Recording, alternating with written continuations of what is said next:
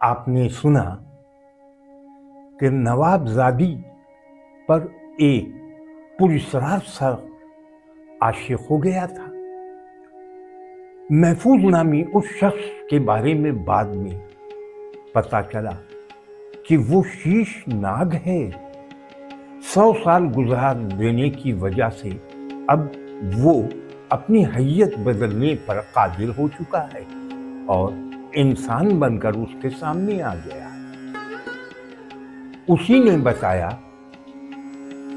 کہ میں شیش ناگ ہوں، اس لیے مجھے پکڑنے کے لیے کچھ جادو ٹونا کرنے والے، کچھ سپیرے پیچھے لگ چکے ہیں اور وہ مجھے گھیرنے کے لیے تم پر بھی داؤ آزما سکتے ہیں، اس لیے ہوشیار رہنا۔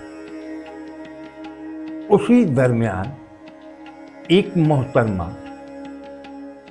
نوابزادی کے گھر میں اس کا رشتہ لینے آ گئی۔ بڑی مشکلوں سے انہیں واپس لوٹایا گیا۔ اگلے دن بوا کو حکم دیا گیا کہ وہ جا کر اپنی بہن کو سمجھائے کہ اس عورت کو دوبارہ نہ بھیجیں۔ اسی رات نوابزادی نے جاگتی آنکھوں سے ایک عجیب خواب دیکھا کہ وہ جیسے ہی صحن میں پانی پینے نکلی تو اس نے دیکھا مجن میاں کا سر الگ اور دھڑ الگ ہے۔ وہ چیخنے لگی تھی کہ پورا گھر اکٹھا ہو گیا۔ مجن میاں بھی سامنے آ کر کھڑے ہو گئے۔ تب اسے احساس ہوا کہ شاید یہ مغالطہ تھا، نظر بندی تھی۔ وہ جا کر اپنے بستر پر لیٹ گئی۔ صبح سویرے بوا نے مجن میاں کو تانگا تیار کرنے کے لیے کہا اور نوابزادی سے کہا، چلو گی میری بہن کے یہاں؟ نوابزادی بھی اس کے ساتھ چل دی۔ اس گھر میں پہنچی۔ ساری بات سننے کے بعد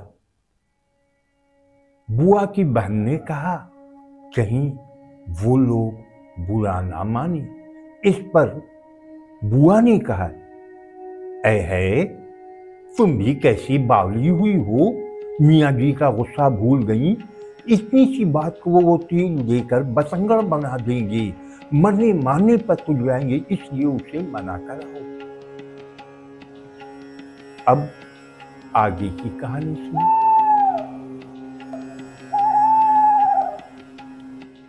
بوا کی بہن نے کہا، تو کیا اسے یوں ہی بٹھائے رکھو گی؟ خدا کے لیے کچھ سوچو، میری مانو، اس کی مدد لے لو۔ اترولا کی ہے، آج گئی تو سمجھو بات گئی، کسی کو معلوم کیا پڑے گا۔ وہ دونوں بحث کر رہی تھیں اور میں اپنی خیالوں میں کھوئی ہوئی تھی۔ بات ہی ایسی تھی، سہولت خالہ خواہ مخواہ مجھے کھینچ لائی تھی۔ ہوا یہ تھا کہ عائشہ نے ان سے ذکر کر دیا تھا کہ میں عمل وغیرہ بھی کرتی ہوں۔ اس کی یہ بات بیویوں میں پھیل گئی تھی۔ لکھنؤ والے تو یوں بھی غضب کے ذہنی ہیں، ان سب نے آمناً صدقاً اس کی بات پر یقین کر لیا تھا۔ میں نے خود بھی محسوس کیا تھا کہ یہاں کی عورتیں تعویذ گنڈوں پر بہت زیادہ یقین رکھتی ہیں۔ اس دن ہوا یہ تھا کہ نئی دلہن کو دیکھنے کے لیے بہت ساری عورتیں آئی ہوئی تھیں۔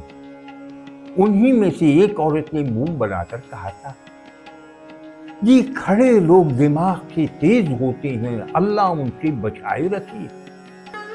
لکھنؤ والے مغرب والوں کو यानी उन्नाव से आगे के लोगों को, ख्वाह वो अन्नाव के हों या अलीगढ़ के, उन्हें खड़े लोग कहते हैं और उनकी जबान जो खड़ी होती है, खड़ी बोली बोलते हैं, उन्हें यहाँ के लोग इतना अच्छा भी नहीं समझते। मैं ऐसी बातों से चिढ़ती थी। हालांकि मैं पूर्वी थी, लखनऊ वाले लखनऊ से मशरक़ में रहने वालों को पूर्वी कहते हैं। मैंने उस औरत को बातों पे झुल्लाकर कहा था, अलीगढ़ वालों ने क्या तुम्हारी मुर्गी चुराई है? ऐबी, तुम तो खड़े लोगों में नहीं हो, पूर्वी हो को फिर बुरा क्यों मान रही हो? एक औरत ने मुझसे सवालिया अंदाज में कहा। इसलिए कि आयशा मेरी दुपट्टा बदल बहन है। ए बीबी, ये लोग सदा के एहसान फरामोश होते हैं, इसे कुछ भी कह दो, ये लोग कभी अपने नहीं होंगे। मेरा पारा चढ़ गया।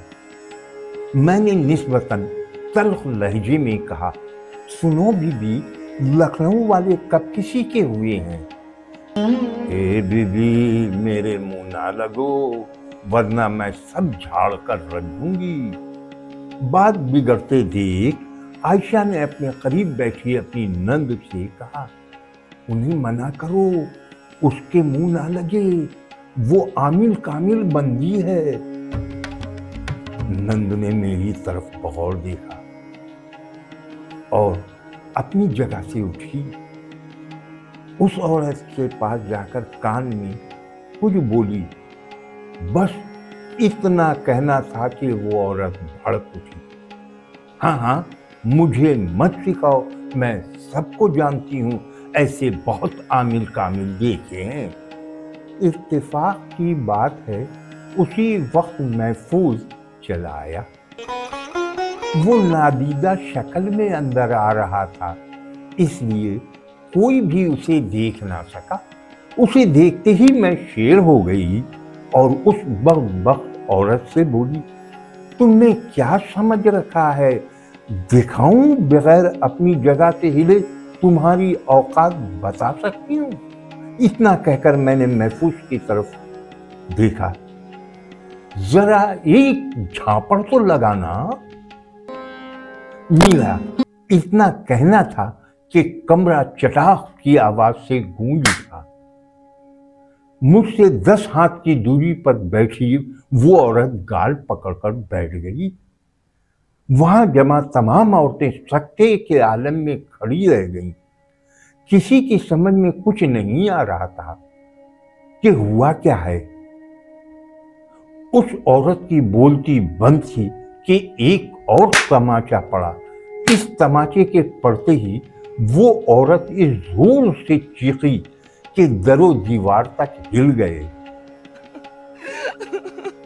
फिर जो भगदड़ मची कि अल अमान अल हफीज, औरतें एक दूसरे पर गिरते पड़ते भाग रही थी। आयशा ने घबराकर कहा, अरे तूने ये क्या कर दिया? वही जो करना चाहिए था, मैंने हंसकर कहा। महफूज भी अपनी हंसी रोक ना सका था। उस दिन से ये बात मशहूर हो गई थी कि मैंने जिन्नात को काबू किया हुआ है। अब्बा ने अफवाह सुनकर मुझसे सवाल जवाब किए थे। उन्हें बड़ी मुश्किल से मुतमईन किया था कि ये सब लोग जाहिल हैं, ख्वाह मुझे बदनाम कर रहे हैं। अब्बा जानी औरतों की फितरत से वाकिफ थे, इसलिए कुछ बोले नहीं, सिर्फ इतना कहा, इन औरतों के मुगालते को दूर करने की कोशिश करना। किसी लड़के के बारे में ये बात मशहूर होना अच्छी बात नहीं है।